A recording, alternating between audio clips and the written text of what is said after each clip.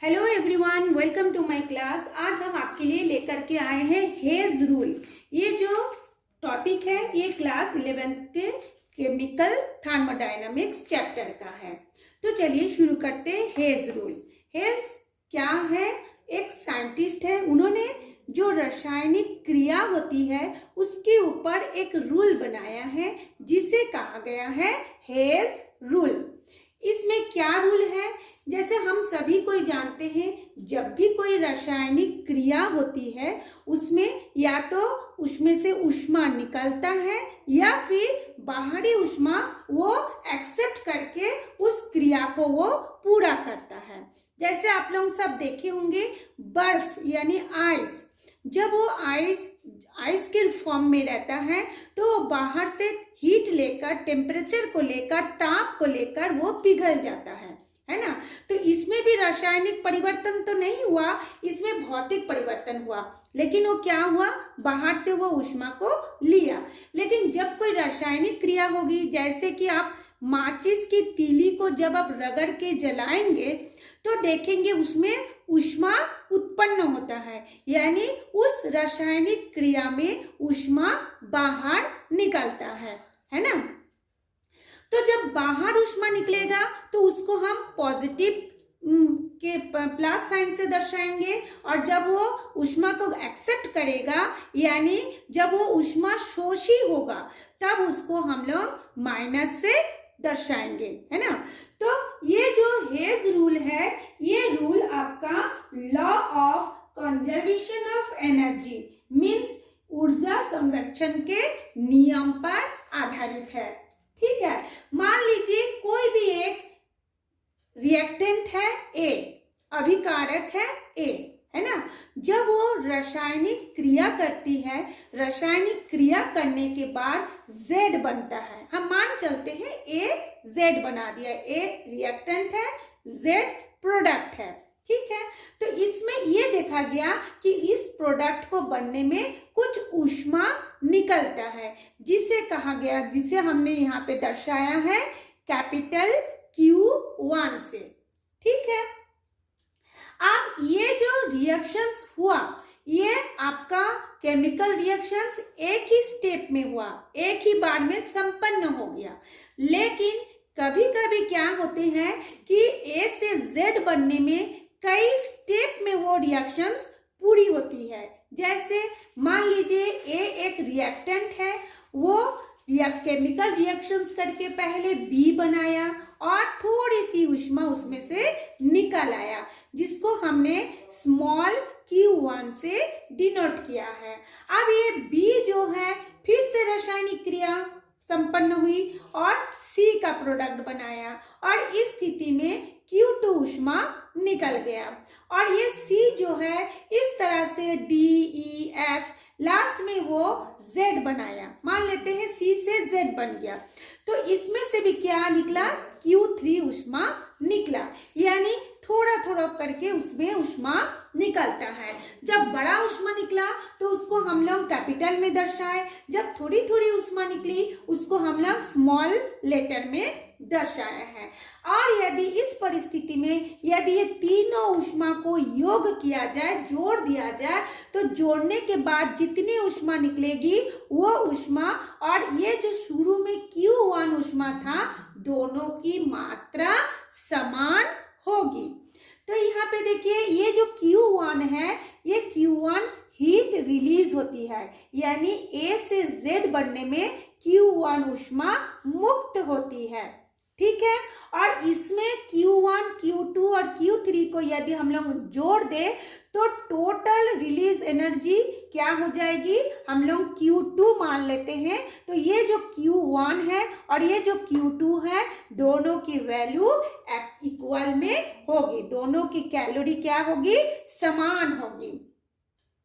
तो हेज ने एक नियम बताया, उन्होंने बताया कि यदि कोई रासायनिक परिवर्तन दो या दो से अधिक विधियों द्वारा या एक से अधिक पदों में किया जा सके तो संपूर्ण परिवर्तन में या तो ऊष्मा उत्पन्न होगा या तो ऊष्मा निकलेगी, दोनों की मात्रा समान होगी, है ना। यदि एक से Z बनने में जितनी ऊष्मा निकलेगी या जितनी ऊष्मा ग्रहण करेगी, A से Z बनने में जो कई पदों में जब वो Z बनेगा, A B C D E F G Z बनता है, तो दोनों की ऊष्मा की मात्रा समान होगी, चाहे वो उसमें से ऊष्मा क्षेपी रासायनिक अभिक्रिया हो या फिर ऊष्मा शोषी रासायनिक अभिक्रिया हो। A से Z बनना आपका डायरेक्ट परिवर्तन हो रहा है, अभिकारक उत्पाद बना रहा है। और ये जो स्टेप बाय स्टेप, जिसको हम हिंदी में कहते हैं पद, एक पद, दुई पद, तीन पद, है ना, तो ये कई पदों में जब संपन्न होती है तो उसको कहा जाता है इनडायरेक्ट। ये वाला डायरेक्ट, ये वाला इनडायरेक्ट, लेकिन दोनों ही स्थिति में हीट की जो वैल्यू होगी वो सेम होगी।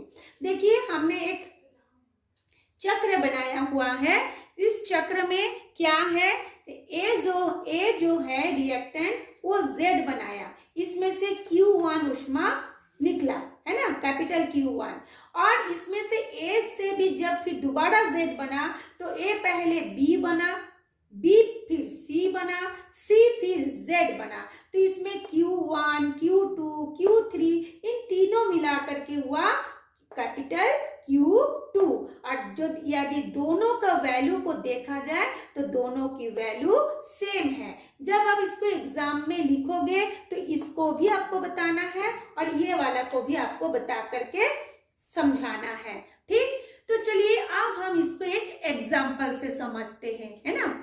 मान लेते हैं कोई भी एक रासायनिक क्रिया, कार्बन किसको बोलते हैं, जैसे हम कोई भी लकड़ी जलाते हैं, है ना, ये कोयला जलाते हैं, वो कार्बन की बनी होती है। तो ये कार्बन जो है पहले क्या होता है, यदि हम डायरेक्ट चेंज होगा, है ना, यदि वो एक ही पद में संपन्न होगा वो क्रिया, तो C जो है O2 से डायरेक्ट क्रिया करेगा, रासायनिक क्रिया करेगा और वो कन्वर्ट हो जाएगा CO2 में कन्वर्ट हो जाएगा, कार्बन डाइऑक्साइड में बदल गया। अब इसमें ये देखा जा रहा है कि इसमें से कुछ, जब वो ऑक्सीजन से क्रिया करता है, बाहर से कुछ ऊष्मा को वो एब्जॉर्ब करता है ना, ऊष्मा शोषी हो गया। तो जब वो ऊष्मा शोषी हुआ तो उसमें से क्या, कितनी ऊष्मा निकला, कितनी ऊष्मा अवशोषण हुआ, -94.3 किलो कैलोरी ऊष्मा वो बाहर से लिया। लेने के बाद वो डायरेक्ट रिएक्शंस किया, करने के बाद उसमें वो CO2 बनाया। वही वाली जब CO2 स्टेप बाय स्टेप यानी कई पदों में जब वो संपन्न होगा तब क्या होगा, चलिए हम उसके अब देखते हैं। पहले ये जो C है, यानी कोई भी चीज को हमने जलाया, किसकी उपस्थिति में जलाएंगे, वायु से वो क्या लेता है, ऑक्सीजन जलाने में मदद कर, सहायक होती है ना, ऑक्सीजन ही जलता है। तो ऑक्सीजन जब तक नहीं रहेगा कोई भी पदार्थ वायुमंडल में दहन नहीं होता। तो C हाफ O2, ये हाफ O2 का मतलब क्या है कि दो परमाणु मिलकर के एक अणु बनाता है, यानी दो ऑक्सीजन परमाणु मिलकर के एक ऑक्सीजन अणु बनाता है। तो ये क्या करता है, आधा ऑक्सीजन अणु से जुड़ता है, या फिर हम कह सकते हैं आधा परमाणु से जुड़ता है ना। तो आधा ऑक्सीजन अणु से जुड़ने के बाद क्या बनाया, कार्बन मोनोऑक्साइड, मोनो मीन्स एक, कार्बन मोनोऑक्साइड बनाया। तो इसमें कितनी ऊष्मा का अवशोषण हुआ, -26.3, ठीक है। अब ये जो CO है, कार्बन मोनोऑक्साइड, वह फिर दूसरे पद में फिर से आधा परमाणु, आधा अणु या एक परमाणु यानी हाफ O2 माने मतलब क्या बोलेंगे, हमको आधा अणु बोलेंगे, है ना, आधा अणु बोलेंगे या फिर हम बोलेंगे एक परमाणु, ठीक। अब अगर बोलेंगे कि हम इसको कैसे पता करें कि यहाँ पे एक परमाणु है, तो उसको भी आप लोगों को बता दूं, नीचे का ये दो, ऊपर का ये दो कट जाएगा तो क्या बचेगा, 1O यानी एक परमाणु बचेगा, है ना, क्योंकि अणु तो हमेशा O2 में होगा, दो परमाणु मिलकर के एक अणु बनाता है। तो ये दो और ये दो को आप कैंसिल कर दीजिए तो एक O बचेगा, एक O मतलब एक परमाणु, है ना। तो इसको हम बोलेंगे हाफ O2 यानी आधा अणु से मिलकर के CO जो है CO2 बनाता है और इसमें से ऊष्मा का अवशोषण होता है -68 किलो कैलोरी। अब हम लोग ये ऊपर वाला 26.3 और नीचे वाला 68 को हम यदि ऐड कर देंगे, जोड़ देंगे, क्योंकि यहाँ पे आप लोगों ने देखे होंगे Q1 Q2 ये स्टेप बाय स्टेप निकला था, हम इन सबको ऐड किए थे। यदि हम इन दोनों को जोड़ते हैं तो कितना आया हमारा वैल्यू 94.3 किलो कैलोरी ऊष्मा का अवशोषण हुआ इस रासायनिक क्रिया को संपन्न होने में। तो दोनों एक ही है, चाहे एक यदि एक पदों में हुआ यानी डायरेक्ट यदि चेंज होता है, डायरेक्ट रिएक्शंस होता है, उसमें से भी जितनी ऊर्जा का अवशोषण हुआ, जब दो पदों में हुआ उसमें से भी उतनी ही ऊष्मा का अवशोषण हुआ। तो इसी से आप एक अपने से भी इसका डेफिनेशन दे सकते हैं कि जब कोई रासायनिक क्रिया एक पदों में या एक से अधिक पदों में संपन्न होती है तो उसमें से जो ऊष्मा का या तो अवशोषण होगा या जो उत्सर्जन होगा, यानी जब वो ऊष्मा क्षेपी होगा या ऊष्मा शोषी होगा, दोनों ही स्थिति में ऊष्मा का मान क्या रहता है, समान होता है। या फिर आप ऐसे भी कह सकते हैं यदि कोई रासायनिक परिवर्तन दो या दो से अधिक विधियों द्वारा एक या एक से अधिक पदों में किया जा सके तो संपूर्ण परिवर्तन में उत्पन्न अथवा अवशोषित ऊष्मा की मात्रा समान होती है ना। चाहे वो रिएक्शंस या चाहे वो रासायनिक क्रिया कोई भी विधि से संपन्न कराया गया हो। ठीक है, अब ये आशा करती हूँ आप लोगों को समझ में आया। अब इसका यूजेस कहाँ है हम देखते हैं, है ना। तो चलिए अब हम इसका यूजेस को देखते हैं कि यहाँ पे इसको हम लोग कहाँ कहाँ इसका उपयोग हम कर सकते हैं।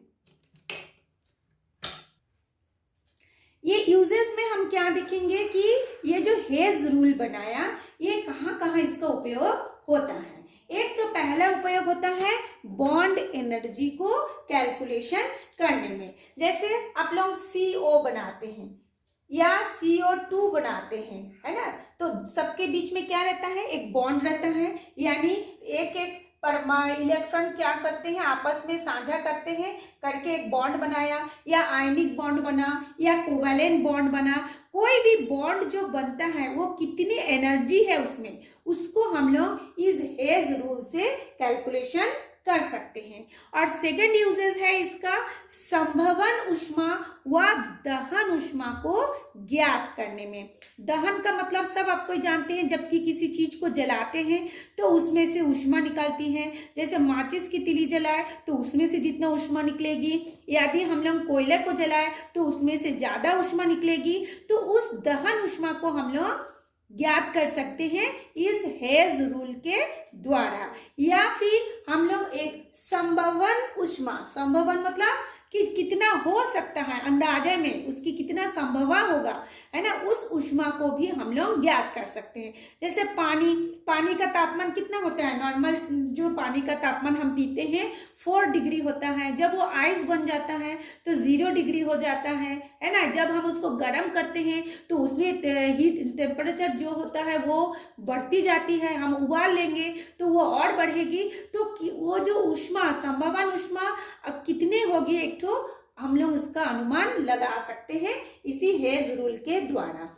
तो ये था आप लोगों का हेज रूल, इसको आप लोग समझ जाइए। अगर आपको ये सारी चीज समझ में आ जाएगा तो आप अपने से भी इस डेफिनेशन को लिख सकते हैं। बहुत से बच्चे इसको बैठ के रट्टा मारते हैं ना। आप लोग रटने से पहले इन चीजों को समझ लीजिए, फिर देखेंगे कि आप एग्जाम में अपने आप इसको लिख पा रहे हैं। तो आज इतना ही, हम फिर नेक्स्ट क्लास में मिलते हैं।